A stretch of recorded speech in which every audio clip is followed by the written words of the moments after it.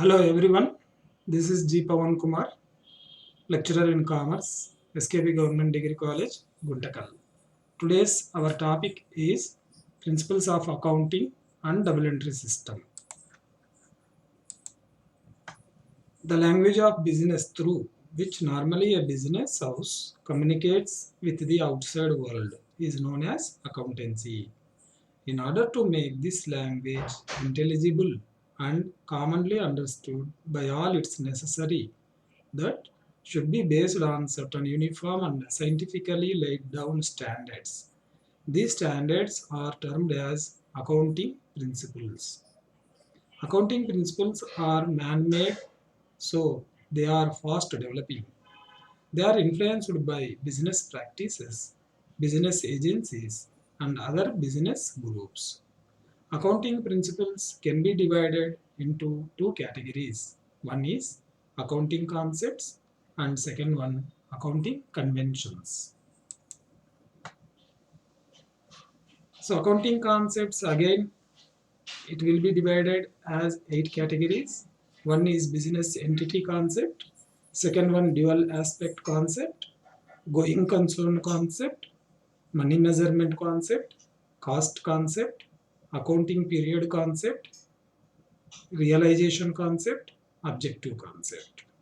And accounting conventions will be categorized as 4, that is 1, convention of consistency, convention of full disclosure, convention of conservation, and last one, convention of materiality. Let us discuss one by one.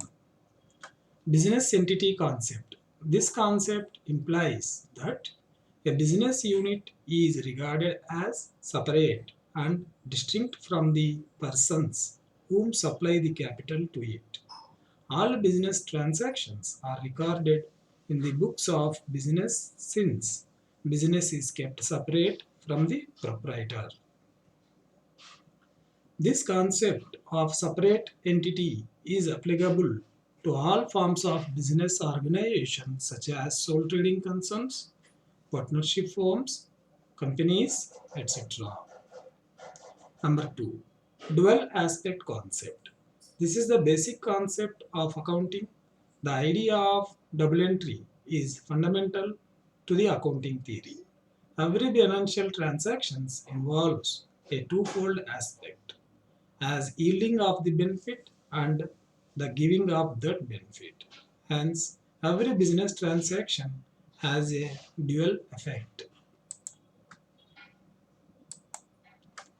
And 3, going concern concept. According to this concept, it is assumed that the business will continue fairly a long time to come at profit. All transactions are recorded from this point of view. It is with this assumption that fixed assets are recorded at original cost and are depreciated in a systematic manner without reference to their current realizable value. Fourth one, money measurement concept. Accounting record only monetary transactions. Transactions which cannot be expressed in terms of money do not find place in the books of accounts.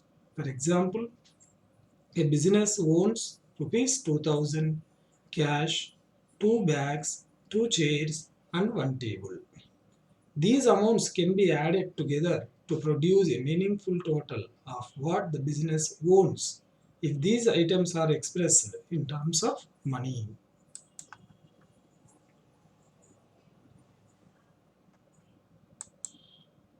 And fifth one, cost concept.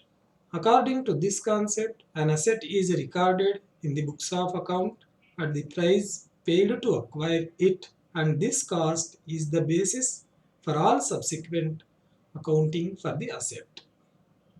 Assets are not valued at market price because these values keep on changing from time to time. And sixth one, accounting period concept. Even though it is assumed that business will continue to exist for a long time, it is necessary to keep accounts in such a manner that the results are known at frequent intervals. Generally, business concern adopt 12 months period for measuring the income of the concern.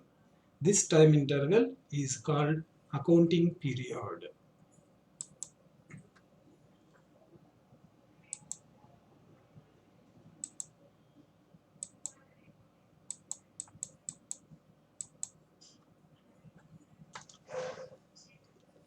And seventh one, realization concept.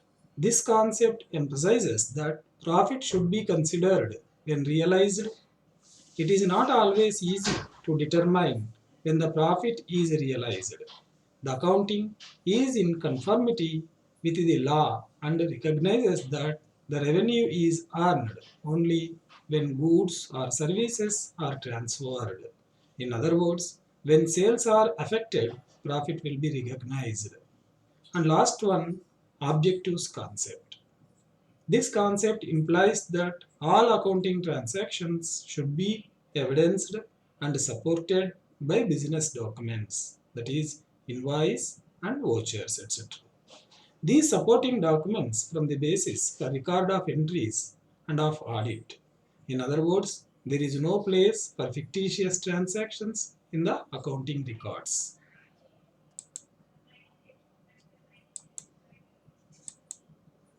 Accounting conventions. First one, convention of consistency. Consistency is a virtue that ensures uniformity and comparability of accounting information. The business concern has to follow a set of accounting procedures uniformly while drawing up list of assets and liabilities, depreciation, stock, valuation, etc. Comparison of results from one period to another period is possible only when same accounting rules are followed every year. And second convention, that is convention of full disclosure. According to this convention, all accounting statements should be honestly prepared and to that end full disclosure of all significant information should be made. All information which is of material interest to proprietors, creditors, and investors should be disclosed in accounting statements. Convention of conservatism. Literally speaking, conservatism means taking the gloomy view of a situation. It is a policy of caution or playing safe and had its origin as a safeguard against possible losses in a world of uncertainty. It compels the businessman to wear a risk-proof jacket. For the working rule is anticipate no profits but provide for all possible losses. And last one, convention of materiality. Whether something should be disclosed or not in the financial statements will depend on whether it is material or not. The term material is a subjective term. The accountant should record an item as material even though it is of small amount, if its knowledge seems to influence the decision of the proprietors or auditors or investors. And second subtopic is systems of accounting. In accounting, there is a two systems. One is single entry system and second one is double entry system. And firstly, single entry system. Under this system, only personal accounts with or without subsidiary books are maintained. This system has no complete record of business transactions done during a specified period. Hence, neither the trial balance nor final accounts can be prepared due to non-availability of nominal and real accounts. This system is simple and less costly, but is adopted by small concerns where business transactions are few. Double entry system. Every business transaction has two aspects. One, when we receive something, we give something else in return. For example, when we purchase goods for cash, we receive goods and give cash in return. Similarly, In a credit sale of goods, goods are given to the customer and the customer becomes debtor for the amount of goods sold to him. This method of writing every transaction in two accounts is known as double entry system of accounting. Of the two accounts, one account is given debit while the other account is given credit with an equal amount. Thus, on any date, the total of all debits must be equal to the total of all credits because every debit has a corresponding credit. Classification of accounts under double entry system. In double entry system, there are three types of accounts, namely personal accounts, real accounts or property accounts, and nominal accounts. To keep a complete record of all financial transactions of the business. Personal accounts, again we will categorize it as three parts. One is natural person's personal account, artificial person's personal account, representative person's personal account. And real accounts, there is a two categories. One is tangible real accounts and second one is intangible real accounts. And third, nominal accounts. Natural person's personal account. An account recording transactions with an individual human being is known as a natural person's personal account. For example, Vinod account, Ramesh account, and etc. Artificial person's personal account. An account recording financial transactions with an artificial person created by law or otherwise is called an artificial person's personal account. Example, Reliance Industries Limited bank account, Ramesh and Brothers account, SBI account, Andhra Bank account, and etc. Representative personal account.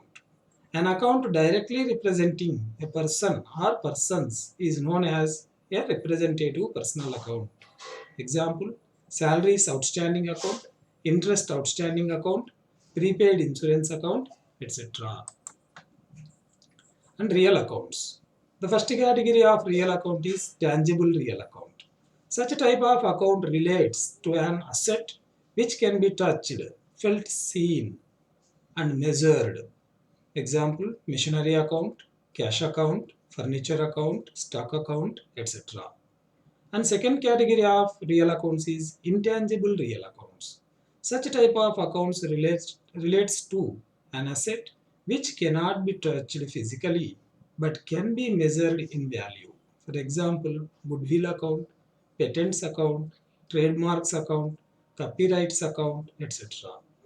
And third category of accounts is nominal accounts.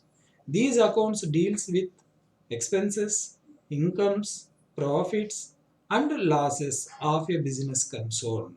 For example, salaries account, interest account, commission account, and commission received account, etc. Rules of the double entry system of accounts. Personal accounts, debit the receiver and credit the giver. Real accounts, debit what comes in and credit what goes out.